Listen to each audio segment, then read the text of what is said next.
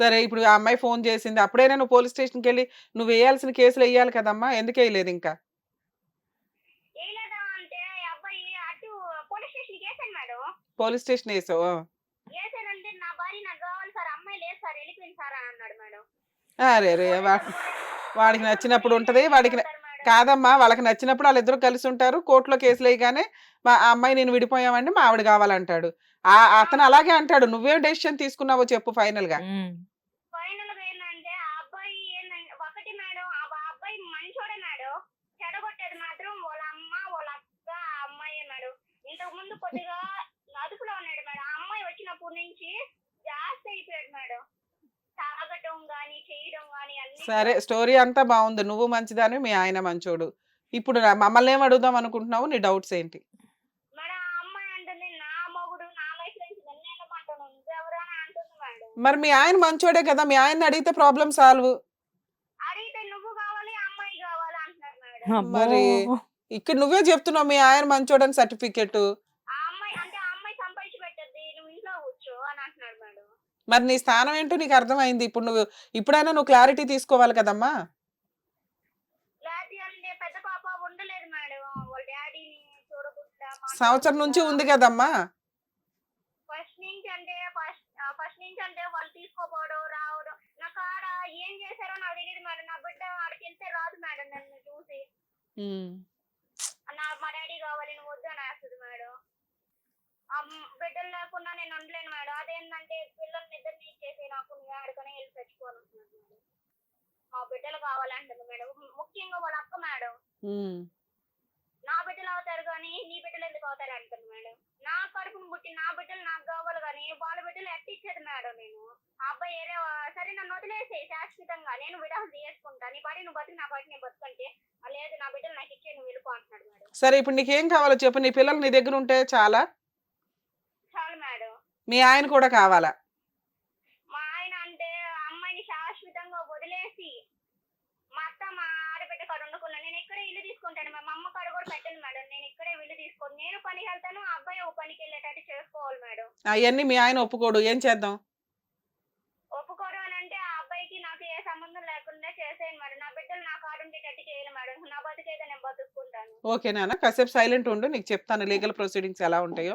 నువ్వు అలా ప్రొసీడ్ అయితే 100% నువ్వు అనుకున్నది జరిగిద్ది. అలాగే మేడం. ఓకే. శ్వేత గారు ఇప్పుడు ఈ కేసు మనం అబ్జర్వ్ చేస్తే అమ్మాయి చాలా అమాయకురాలు. హ్మ్. అసలా ఒకసారి పెళ్లి జరిగితే అతనే భర్త. నెక్స్ట్ అమ్మాయికి పెద్దగా అక్రమ సంబంధాలు అతను ఏదైతే అంటున్నాడో అట్లాంటి సందర్భం ఏమీ లేదు. హ్మ్. తను మాట్లాడే దాంట్లో చాలా ఇన్నోసెన్సీ కనిపిస్తుంది. అమాయకత్వం కనిపిస్తుంది. అవును మ్యామ్. ఇక ఎప్పటినుంచో లవ్ చేసిన భర్త. అతను యాక్చువల్‌గా 90% మనం చూస్తున్న కేసులు ఎలా ఉంటాయంటే, ముందే ఫిజికల్ నీడ్స్ అనేవి ఆ ఏజ్‌కి అవకాశం వస్తే ప్రొసీడింగ్స్ కంప్లీట్ అయిపోతున్నాయి. హ్మ్. పెళ్లి తర్వాత జరగాల్సిన పనులు పెళ్ళికి ముందు ఫిజికల్‌గా కలిసిపోవడం అనేది ఈజీ ప్రాసెస్ అయింది. యెస్. చుట్టాలు ఈళ్ళకేంటి ఓయే రూమ్‌లు ఇవి అవి చూస్తే ఈళ్ళకొచ్చి చుట్టాలిల్లు. హ్మ్. సో, ఆ ప్రాసెస్‌లో అమ్మాయి ఏ టైప్ అంటే ఆ టైమ్‌ని ఎంజాయ్ చేసేసి అంటే చాలామంది ఉండే ఆలోచన విధానం. ఆ టైంకి ఆ ఫిజికల్ నీడ్స్‌ని ఎంజాయ్ చేసేస్తారు. తర్వాత ఎట్లా అంటే అరే! నేను నా శీలాన్ని అర్పించేసినప్పుడు ఇంక అతనే నా భర్త. హ్మ్. ఆడు చేసుకోకపోతే ఉరేసుకుంటారు. లేకపోతే పోలీస్ స్టేషన్‌లో కేసు. పెళ్లి మాత్రం అవ్వాల్సిందే. వేరే ఆప్షనే లేదు. సో, ఇలా ఎంజాయ్ చేసేటప్పుడు ఒకటికి 100 సార్లు ఆలోచించుకోవాలి. ఇన్ కేసు పెళ్లి అవ్వకపోతే దులిపేసుకొని ఇవతలకు వస్తున్నామా? లేదా అని. ఎంజాయ్ చేసేటప్పుడు ఇద్దరూ ఎంజాయ్ చేసి క్లైమాక్స్‌కొచ్చేటప్పటికి ఖచ్చితంగా పెళ్లి చేసుకోవాలంటే అంత వర్కౌట్ అవ్వట్లేదు ఈ రోజుల్లో. కాబట్టి హ్మ్. ఫిజికల్‌గా కలిసేటప్పుడే 100 సార్లు ఆలోచించుకోవడం బెటరు లేడీస్. ఇక్కడ ఈ అమ్మాయి అదృష్టం ఎక్కడ బావుందంటే వీళ్ళంతా ఒకే ఫ్యామిలీ. హ్మ్. ఒకే చోట ఉంటారు. ఎవరింట్లో ఏం జరుగుతుందని అందరికీ తెలుసు. దీనివల్ల ఆ అబ్బాయి చచ్చినట్టు పెళ్లి చేసుకోవాల్సొచ్చింది. ఈవిడ కూడా నేను సూసైడ్ చేసుకుంటా చచ్చినట్టు ఏం చేసుకోరా అని ఆల్రెడీ వేరే పెళ్లి చేసుకోవడానికి కూడా రెడీ అయిపోయాడు. హ్మ్. ఆ సంబంధం వచ్చిందని తెలిసిన తర్వాత సూసైడ్ అటెంప్ట్ చేసుకుంటానని గట్టిగా బెదిరిస్తే, అమ్మ పోలీస్ స్టేషన్‌లో కేస్ ఫైల్ చేస్తే జైలుకెళ్ళాలని క్లారిటీ ఉంది అతనికి. అందువల్ల వచ్చి పెళ్లి చేసుకోవడానికి రెడీ అయ్యాడు. అప్పుడు వాళ్ళ అమ్మా, నాన్న కొట్టడమో ఏదో ఒకటి. ఆ రోజు నుంచి ఆ అమ్మాయికి సినిమా చూపిస్తున్నాడు. హ్మ్. ఈవిడేమనుకుంటుందంటే, ఇష్టపడినోడిని పెళ్లి చేసుకున్నాను కదా! నన్ను బాగా చూసుకుంటాడు అన్న ధ్యాసలోనే వెళ్ళింది. ఈ విషయం ఆళ్ళ అమ్మకి ఇష్టం లేదు. అంటే అత్తగారికి ఇష్టం లేదు. ఆడపడుచుకి ఇష్టం లేదు. తర్వాత పిల్లల్ని కనటం. పిల్లలు కనే విషయంలోనూ కూడా ఇదే జరిగింది. అదృష్టం కొద్దీ వాళ్ళు వాళ్ళ పోలికతో పుట్టారు కాబట్టి వాళ్ళు యాక్సెప్ట్ చేశారు గానీ, ఇన్ కేస్ లేకపోతే ఈ పాటికి ఎప్పుడో ఈవిడని తన్ని తరిమేసేవాళ్ళు. ఇప్పటికీ తన్నే తరిమేశారు. కానీ వాళ్ళకి ఎక్కడా కూడా వారసులు లేరు. అవును మ్యామ్. ఇప్పుడు మళ్ళీ ఆయన ఇంకో పెళ్లి చేసుకున్న అమ్మాయితో కంటే తప్ప. కానీ ఎప్పుడైనా వీళ్ళిద్దరూ లీగల్ కానుపుకి వెళ్ళింది మేడం. అమ్మా కానుపుకి వెళ్ళింది మేడం. ప్రెగ్నెన్సీ అంట మేడం. చిచ్చి ఇంకా అతను ఎందుకమ్మా నీకు వినడానికి అసహ్యంగా ఉంది. పెట్టుకుందే అక్రమ సంబంధం, మళ్ళీ మళ్ళీ దాంట్లో మా ఆయన ప్రెగ్నెన్సీ. మంచోడు అంటది మధ్య మధ్యలో. వినాలమ్మా కాసేపు ఉండండి. సో ఇక్కడ ఆల్రెడీ వేరే ప్రెగ్నెన్సీలు కూడా తెచ్చేసుకున్నాడు అంటే ఈ అమ్మాయిని అసలు లెక్క చెయ్యట్లేదు అతను. అవును మ్యామ్. నువ్వెంత అన్నట్టు వదిలేసినట్టే లెక్క. ఇక్కడేం పెద్ద క్రుయాలిటీ కూడా కనిపించట్లేదు. సో ఇలా ఇలా ఉన్నప్పుడు కాపురంలో వాళ్ళని ఆడబడుచుకుంటూ అన్ని మారిపోయి ఇప్పుడు ఎన్ని నానా రకాల హెరాస్మెంట్లు.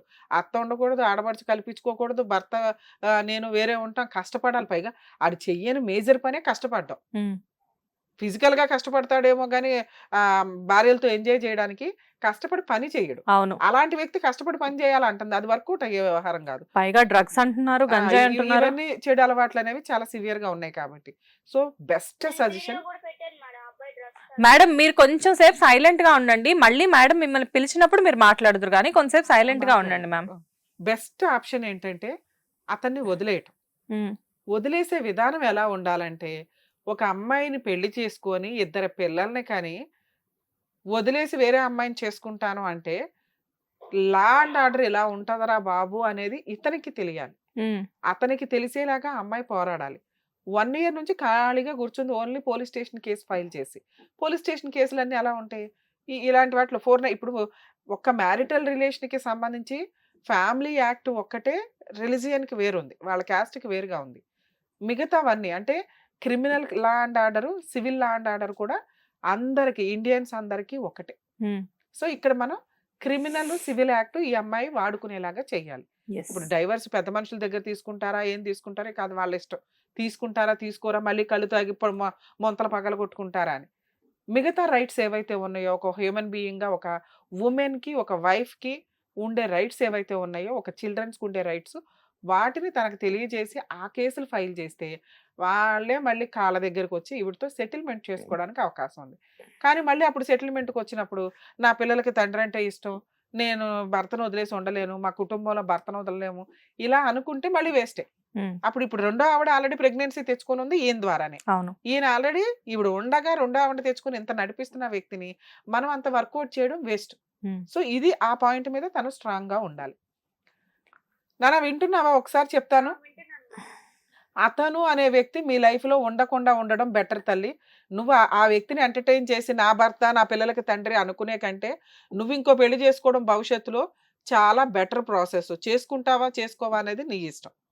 కానీ అలాంటి వ్యక్తిని ఊరికే వదిలేయకూడదు. నీకు నీ క్యాస్ట్ ప్రకారం ఉండే లా వేరుంటది కానీ చట్ట ప్రకారం మీరు మంచి కేసులు వేసుకోవడానికి అవకాశం ఉంది. అవి ఫైల్ చేయండి ఫస్ట్. మీరు పోలీస్ స్టేషన్లో వేసిన కేసు నెంబరింగ్ అయ్యిందా? అవ్వలేదు మేడం. అది నెంబరింగ్ చేయించు.